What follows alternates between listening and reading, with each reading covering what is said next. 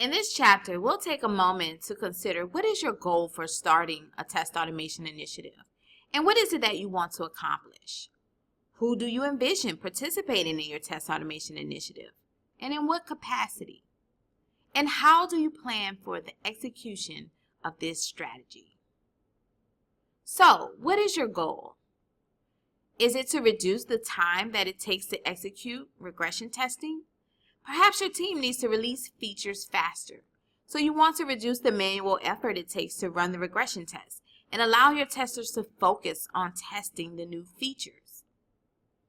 Or perhaps your goal is to reduce technical debt by closing your sprints with test automation in place for the new features.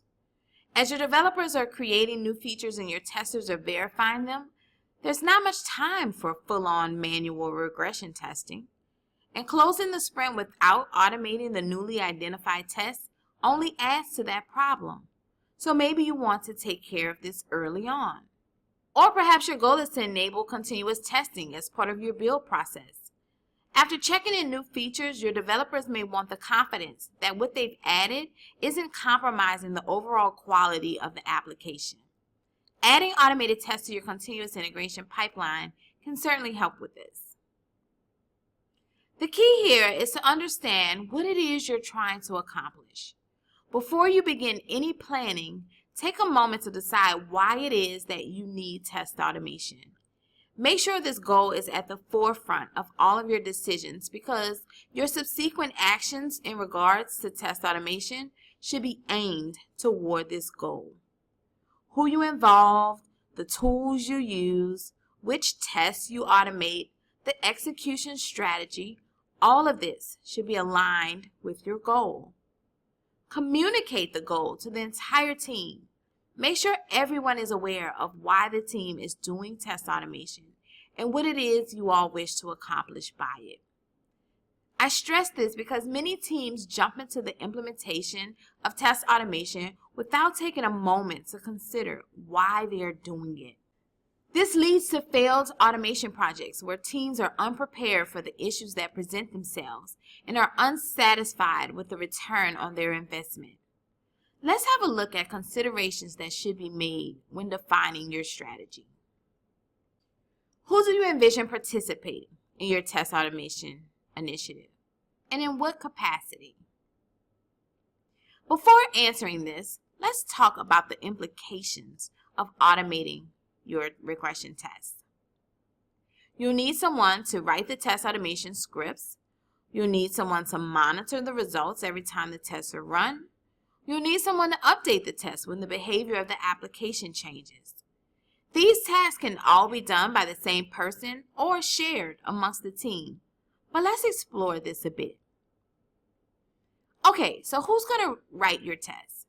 Let's say you choose the developers because, hey, they already know how to code. Well, your developers are working on new features. Will they realistically have the time to work on scripting regression tests? Okay, so let's say you choose the manual testers as the ones to write the test scripts. Because, hey, they're better at testing anyway. Let's remember the problem we're solving. You're investing in test automation as a way to reduce the time and effort required for regression testing. Can you now spare the testers to not only test new features, but also to spend time automating old tests? Here's the hard truth. Unless you're able to pull your developers or testers off of their current task of working on new features, or you're able to provide them with the time and resources needed to do these tasks, these may not be your best options.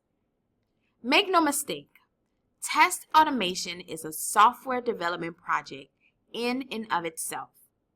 It takes a considerable amount of time and skill to do it.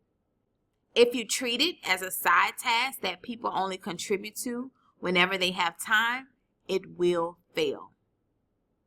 Even if you're able to find the time to allow your developer or tester to write the automated scripts, there's still the task of monitoring them and updating them as needed. So what do? Well, you have a couple of options here. Some companies assign someone to temporarily work on automating their regression backlog. However, this only works if you have another plan and strategy for future tests. Otherwise, the regression backlog will continuously grow as new features are developed, and you'll find yourself back at square one. Another option is to assign someone to permanently work on your test automation. This becomes their full-time job. And yes, in most cases, it is indeed a full-time job. You can assign a developer or a tester to this role or have them work together as a pair, but be sure to account for the fact that either of these would have to invest in learning test automation. Yes, your developer knows how to code, but how familiar is she with testing and test automation? Your tester understands testing, but how familiar is he with development and test automation? Don't get me wrong, this strategy can certainly work, but you must be realistic about the learning curve and time investment. And it also really helps if the person actually wants to do this work.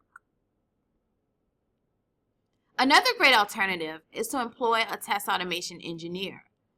This person is ideally skilled in testing as well as automation development. They can lead your test automation efforts and include the developers and the testers in a more reasonable capacity. If you go this route, it's critical that you make this person a standard part of your team. Having them interact and collaborate with the rest of the team members will strengthen your test automation initiative. Now, if none of these options seem possible, ask yourself if you're viewing this as a side project. Are you willing and capable of investing what is required for this to succeed?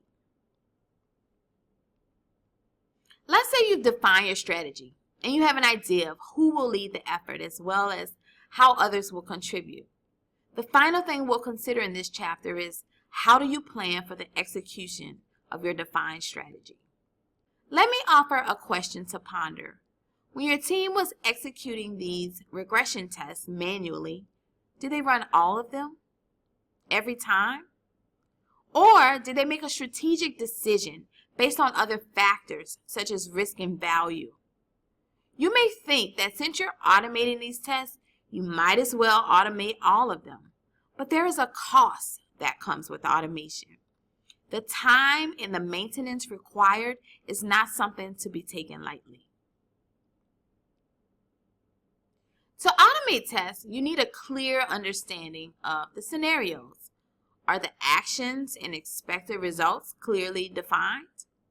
This may be covered via acceptance tests, Gherkin scenarios, or test cases. And while verbal communication is wonderful, a written summary of expectations, even if light, is extremely helpful when writing test automation. The test script author's mind is swapping from creation mode to verification mode as they're writing this test code. So having a guide to consult with to ensure nothing is missed is key. You'll need to choose tooling for your automation project, such as a programming language or a codeless offering.